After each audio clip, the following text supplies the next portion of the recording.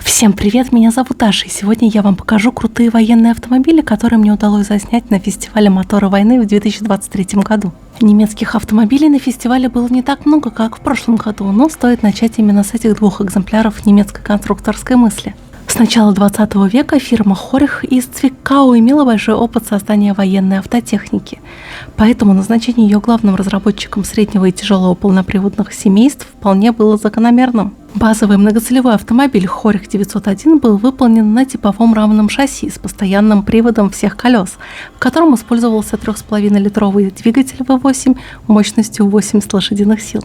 С 1940 года выпускался упрощенный разведывательный автомобиль КФЗ-16 без подножек и боковых вращающихся колес, с чуть расширенным кузовом, внутри которого устанавливались две запаски.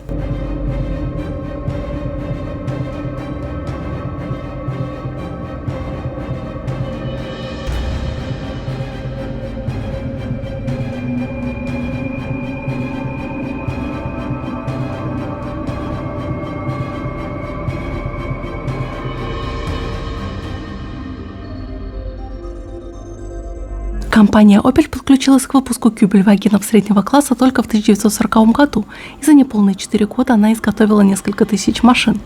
Для своей облегченной продукции она использовала типовое шасси Хорих 901 тип 40 с базовой четырехступенчатой коробкой передач, но устанавливала на нем собственнорядный шестицилиндровый двигатель мощностью в 68 лошадиных сил и объемом в 3,6 литра. Это позволило несущественно сократить собственную массу и повысить полезную нагрузку.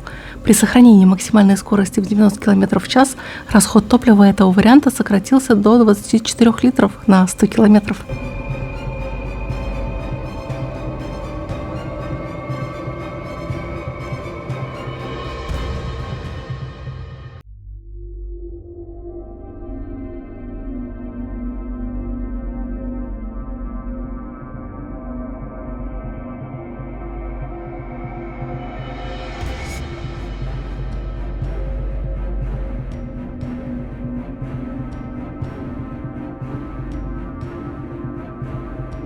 В 1937 году фирма MAN построила первые образцы армейских грузовых автомобилей Einheit Дизель с упрощенной кабиной, кузовом и облицовкой, приняв за основу рамное грузовое шасси Henschel серии 33 и собственный рядный шестицилиндровый дизель. А в начале 1938 года сразу 7 немецких фирм MAN, Henschel, Magirus, Büssing-Nack, Bogward, Krupp и Faun приступили к сборке типового шасси Einheit Дизель. Все машины имели одинаковую конструкцию и оснащались четырехступенчатой коробкой передач.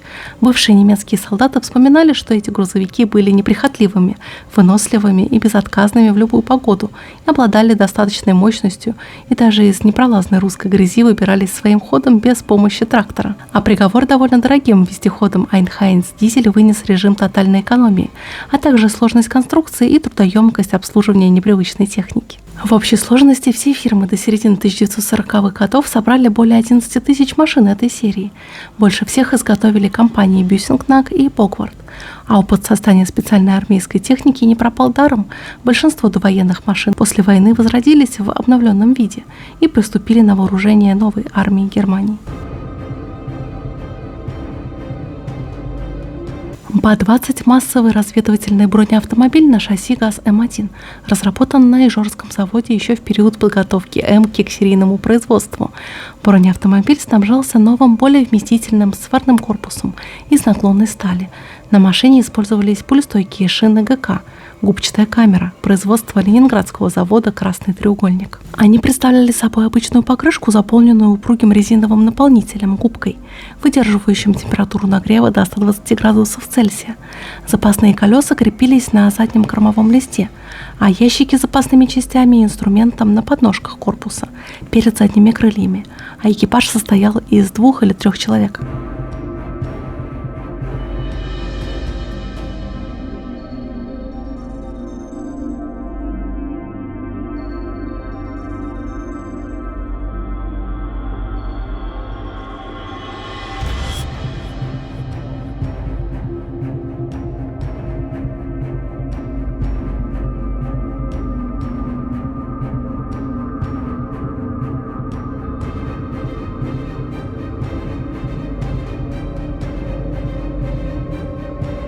БМ-860 – уникальная мощная система залпового огня на шасси ГАЗ-ММ, разработанная в 1942 году Горьковским заводом фрезерных станков. Это была модификация базовой модели БМ-848 на шасси ЗИС-6, но снабжалась она 60 реактивными снарядами калибра 82 мм. По имеющимся сведениям, завод собрал 50 пусковых установок, которые заведомо были перегруженными и практически не применялись. В 1943 году в условиях острой нехватки шасси для систем залпового огня облегченную машину БМ-840 на базе ГАЗ-ММ собрал московский завод «Компрессор». Однако использование легких полуторок для этих целей оказалось мерой вынужденной и довольно кратковременной.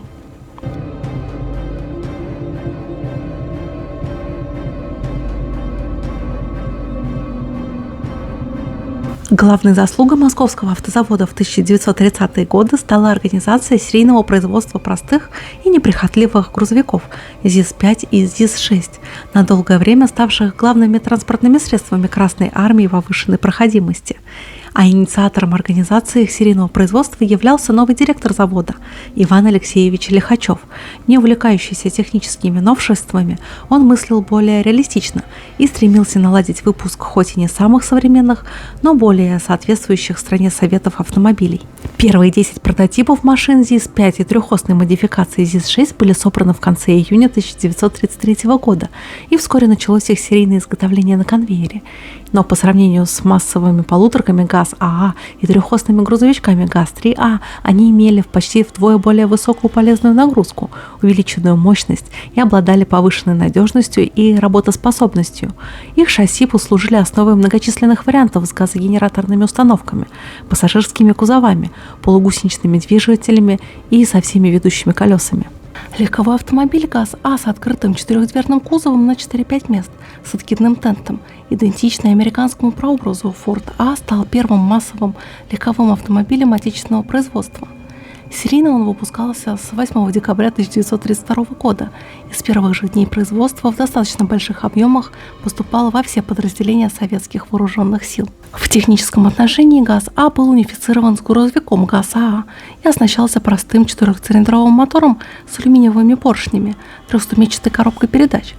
При сниженной массе в 1080 кг он развивал скорость 90 км в час, а до 1937 года было изготовлено 41 917 машин ГАЗ-А. Проектирование ГАЗ-67 началось в середине февраля 1943 года, а летом появились первые опытные образцы. В сентябре 1943 года, после полной ликвидации последствий разрушительной бомбардировки Горьковского автозавода, более надежный и добротный ГАЗ-67 сменил на конвейере своего предшественника ГАЗ-64, приблизившись по основным параметрам к американским джипам. При необходимости ГАЗ-67 мог выдерживать кратковременные высокие перегрузки, перевозя одновременно до 15 человек, а по мощности он вышел на уровень американского Willys МБ, а из-за более широкой колеи превосходил его по устойчивости и проходимости. Но дополнительно возросшая собственная масса, динамические показатели и экономичность оставили его позади заокеанских аналогов.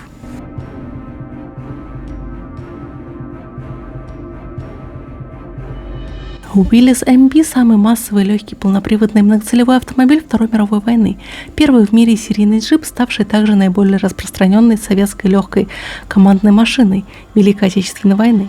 Их сборка из комплектующих изделий была налажена на иранском порту Бушир, а также на ЗИСе и на военных предприятиях в Коломне и Омске. По аналогии с мелкосерийными советскими полноприводными машинами, все Willys поначалу называли разведчиками легкого типа, причем марку Willys заодно присвоили и всем автомобилям Ford GPV.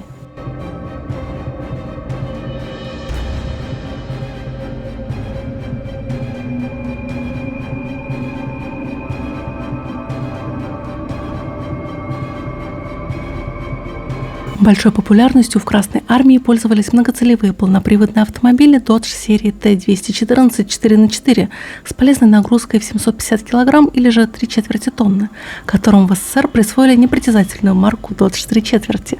С 1942 года по ленд-лизу поставлялись в основном 3 модели. Это базовый вариант с открытым 8-местным цельнометаллическим кузовом, также его аналог с передней лебедкой и также удлиненный 7-местный автомобиль с закрытым цельнометаллическим кузовом, который обычно снабжался радиостанцией и предназначался для штабных целей. Появление этой принципиально новой техники привело советских военных в замешательство, Поначалу они не могли определиться даже с ее классификацией и предназначением. Сначала машины называли командирскими, а затем пикапами для перевозки боеприпасов и даже артиллерийскими тягачами. Но только потом практика войны привела наших ученых к новому понятию – многоцелевой автомобиль, и по советским данным их было поставлено 19 600 автомобилей Dodge. Танк Т-60, предназначенный для поддержки пехоты, был разработан в КБ Московского танкового завода номер 37 на базе танка Т-40. Главным заводом по выпуску танка Т-60 был Горьковский автозавод ГАЗ. Николай Александрович Астров, конструктор танка, сам перегнал опытный танк Т-60 из Москвы в Горький. Шестидесятки принимали участие в многочисленных операциях Великой Отечественной войны. 7 ноября 1941 года 48 танков Т-60 принимали участие в военном параде на Красной площади. После этого они были отправлены на фронт. Т-60 использовались в битве за Москву, в боевых действиях в Крыму, в Харьковской операции и в обороне Сталинграда, а с весны 1942 года их доставляли замаскированными от налетов фашистской авиации на баржах с углем на Ленинградский фронт. Танки Т-60 12 января 1943 года в первом эшелоне ударной группировки при прорыве блокады Ленинграда преодолели по льду реку Неву.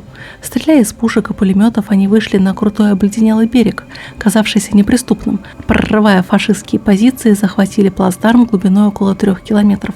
Немцы шестидесятку прозвали неистребимой саранчой, а красноармейцы называли ее малюткой. До конца войны легкие танки продолжали нести службу в бронетанковых подразделениях Красной армии.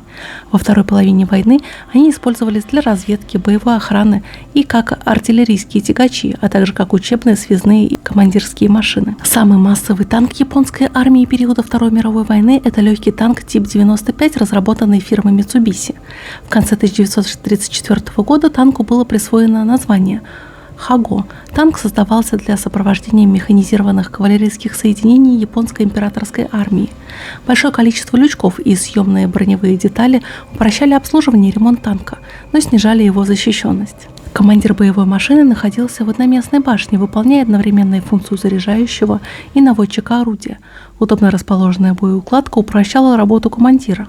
Место механика-водителя находилось справа в передней части корпуса, а слева место техника-стрелка, который обслуживал двигатель и вел огонь из пулемета.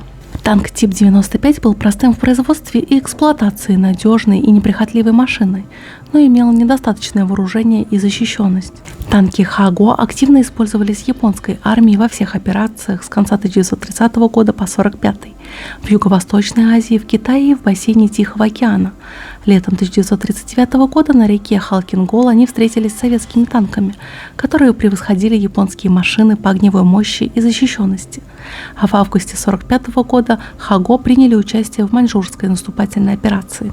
Большая часть японских танков, захваченных Красной армией в Маньчжурии, и в том числе Хаго, впоследствии были переданы Советским Союзом Народной освободительной армии Китая. И вот такой у меня получился показ военной техники на фестивале «Моторы войны». И если вам понравилось это видео, то обязательно подписывайтесь на мой канал. Здесь много интересной информации. До новых встреч. Пока-пока.